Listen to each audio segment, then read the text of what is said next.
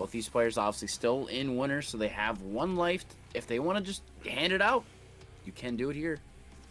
The other one going to be in grand finals with 2 lives left, 6 games to be taken if you want to win against them. Yeah, this is a very, very important matchup because securing that winner side of grand finals is very, very key to that victory. It gives you a lot of confidence, a lot of comfortability. We've seen the bracket get reset all the way, but it is such a difficult task compared to what is ahead of you if you're on the winner side. So both of these players are going to be looking to secure that winner side of grand finals. It's going to be very important to do so. As you said, but now I'm not sure what that down 2 is supposed to be, but definitely was not supposed to be a down 2. Yeah, dropped inputs there. Pulse trying to go for the Jade uppercut range. It would have been close enough for Jade, but not enough here for Aaron Black. He's only got a hand, no staff. Trying to play with that back 1, but the roll gonna do it for you. Full screen, trying to chip him out. Of course, Sub-Zero, his dashes are no stranger to be getting in with. Baraka's homie gets tossed into the fray. And the stud shot does beat the ice ball there. Looks like K7 trying to maybe jump over, knowing that he was going to get chipped out, but those bullets catching him out of the sky. And Pulse will take round 1 of game 1 here on winner's side in the winner's finals. How fast can K7 get in? That's the problem. Really, just Pulse keeping at range, playing his game, not letting K7 even try and press a button on top of him. But as I say so, the ice ball has frozen his opponent. Yeah, K7 definitely starting to get a little momentum here. Catches his opponent with a throw. Follow-up. Life bars looking even. The lead now slightly shifting in the favor of the Lin Kuei. And is he going to go ahead and get some bigger openings here? Ducks underneath. Wow, what? He ducked underneath that rifle shot with back 1. What is that? We saw it earlier when he was fighting Blaze, too. It has been shown. These cards have been shown, but Pulse does not care. Okay, pressure with back 2, but pressing the right time, and again, the backdash. Sub-Zero with one of the best backdashes in the game, claiming that back 1 punish for K7. And it's going to bring us to a final round here.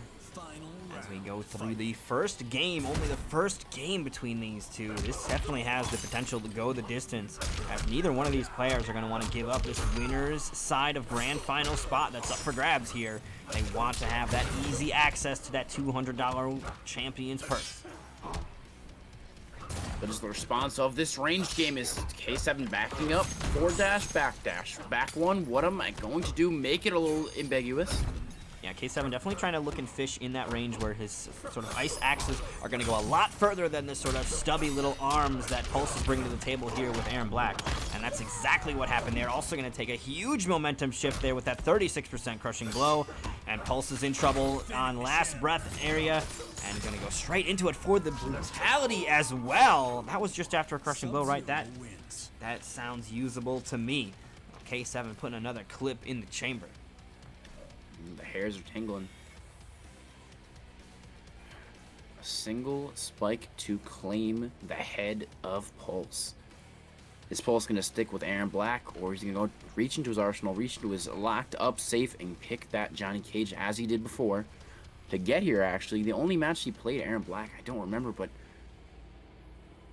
he has been here with these characters. Aaron Black. Sticking with Aaron Black? Yep, sticking with the 52 card pickup. No barking irons here. We're not playing any games. These are the finals, and you want that big cash prize. I think of the other thing too is $469. he's up against K7, which is an opponent he's fought before. We saw Soul Warrior in the chat talking about MKNJ.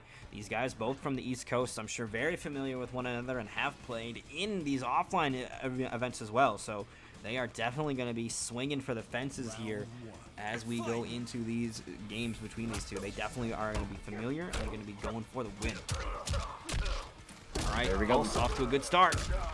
They're using that 2-1 auto shimmy, so effective on the side of Aaron Black. And Pulse is also specifically going for that sort of anti-breakaway combo, where even if you break away, he gets good damage out of it, and if the combo rocks, he basically gets the same thing, and he's got that acid puddle set up right underneath you. So whenever he sees his opponent's got that meter, he's going for that sort of pseudo-optimal, big damage, good setup, and it really just kind of makes you as a player discouraged for even trying to go for the breakaway, and it feels like it kind of takes that option even out of your hands. Thanks for the follow in the field. Appreciate that. Glad you're enjoying the stream here. That's really what's scary is about Aaron Black, is no matter what combo you do, what situation you're in, he just has so many options after Oki. And actually knowing the gap in the way of creeping ice, Pulse knowledge has been shown. Yeah, Pulse is definitely going to be, I mean, it's become a widespread fact that you can sort of do the flawless block on the creeping ice. So Pulse, even if he didn't know it beforehand, it's going to be the kind of thing that he's a good enough player where he'll start to adapt on the fly to it. Like, he knows how flawless blocking works, how to do it in between strings, and he'll be fishing for the timing for it if he knows it exists. See how far this ice being summoned right for K7 Showoff. Crushing blow spent? No, he's gonna keep it safe, set up the trap maybe? Okay, trying to bait something out instead. Bringing it slowly towards him, the acid combining. And now, here we go, the slide to make himself in so fast. Alright, overhead connects here for K7, gets him with the anti-air, doesn't quite get to freeze the connect, and that's going to be crushing blow launcher here from Pulse, straight into fatal blow. The breakaway's not going to save him from this, and Pulse now on the board here. 2-0 in round count, not giving any place for K7 to breathe, even with the tech jumping over the creeping ice. He has this matchup down on the paper, in his mind, anywhere where he needs it. Very important here for Pulse to get on the board. Definitely showing that he's still alive, still in this, and that this match is going to be fiercely fought by both of these combatants here. Back and forth right now. The rounds also have been back and forth. Neither one of them wanting to give up any sort of territory or ground. But ultimately, you know, the life bars dwindle and somebody does go home the loser here. And we're going to be moving into Game 3 with a game apiece here to both of our combatants now. So it's going to be on K7 to see if he can make the adjustment he needs, if he can sort of take the momentum back, or has TP's Pulse figured out the exact answer he needs, and he's going to, you know, go in for it again, right? I mean, that's the thing. Once you win the first game, you can kind of try that strategy again, and if they're not able to adapt, then there comes the W's lining up. That's what it really is not only just the character mix of, hey, like, I have Sub-Zero 50-50, get the guess, like, you got the guess right, but guess what, it's K7. There's so many options that you have. It's different from each player to player. As you go through these matches, as you go to Game 5, as you go to Game 4, you know the other player's options. You kind of adapt to their playstyle, and that's when you got to pull out the wild cards. Absolutely. Some solid back and forth between these two. There we go. The big boot gonna connect here, and now the ice trap set up. Gets shot by the scud shot, I think. What? I saw that too. Weird. That was a little odd. I didn't know that could happen. All right. Oh, blocks the slide. No punish though. Pulse in a little trouble here. Gonna need to make sure you cash in on those damage. I mean, it's winners finals, right? No time for mistakes. Getting the conversion, but the breakaway slowly coming from K7. Not the bottom then to do it, but going on the ground, army style. Right to the corner where he wants you. How can K7 get out of it with that slide, maybe? We'll find out now. Using the leg, but the back one again. Really, the most he's streamed from K7 is that back one. He's trying to fish with it, back up, back forward, even just waking up with it. This is how you know a character loyalist knows his character. K7 swinging with that down 4. Looking to try to find his way in. Life bar's looking pretty even though, so he's not in any sort of dire circumstance to need to get in really yet. And Pulse also only 1 bullet left in the rifle, so he's going to be very close to that crushing blow. Oh no, that's an unfortunate error from K7. Going to cost him his breakaway on that accidental ice ball. Nice backslash from Pulse. Not can go by the forward too, but not this time. K7 capitalizes, summoning the ice, but again, the scud shot taking it away. He knows the matchup knowledge. If you give enough space to Pulse, he's gonna say, hey, it's not there anymore. And there it is, the back 2-2 conversion into the bobblehead, into the death. Game 3, we know who's coming from. Game Slayer 101, Pulse TP Pulse.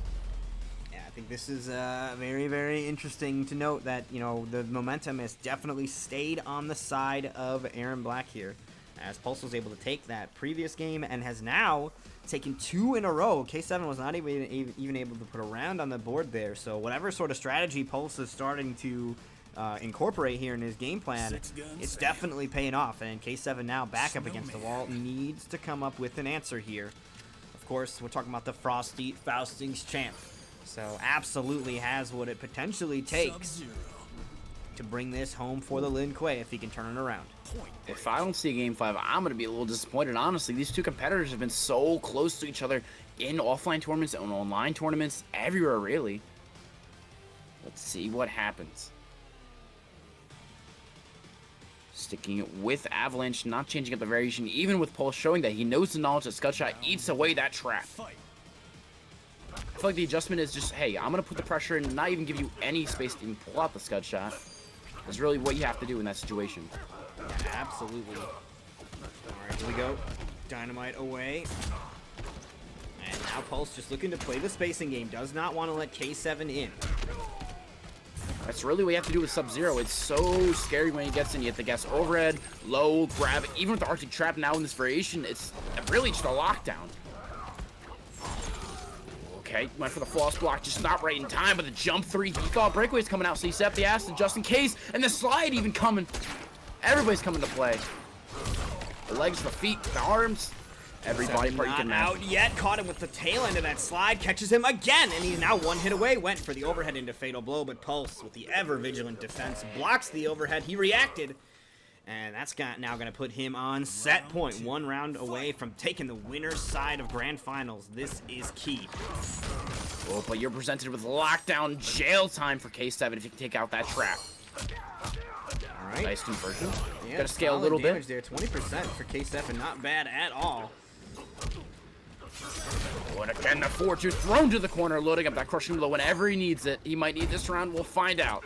Yeah, he's definitely going to want to tap into those resources to secure the victory here. Only a little bit more damage left on this life bar here. For Pulse, though, this is likely going to be the crushing blow. Oh, no, he's going to save it. Okay. So he's only a throw away. The overhead connects. All right, smart saving of the resources there. Not wanting to cash in. He's going to cash in now here in the final round where it all counts. Fighting to stay here on the winner's side of things. So far, K7 off to a good start. Oh, spoke too soon. Yeah, back to slide, though. Real mix-up. This one can't be fuzzy. Staying at range is, of course, Pulse. That's where he wants to be, and there's the conversion. Punish for free into the acid setup. Now you're stuck in the corner. Now slowly chipping away at that life. The crushing blow gonna be spent. Down two's gonna actually do it, but he missed it. He went for the stand 3. Ooh, but there it is. Pulse will be able to close it out. He's gonna take the set, and he's now secured the winner's side of Grand Finals. This is gonna be interesting here, as K7 is looking to defend the throne, but he has definitely found a worthy challenger.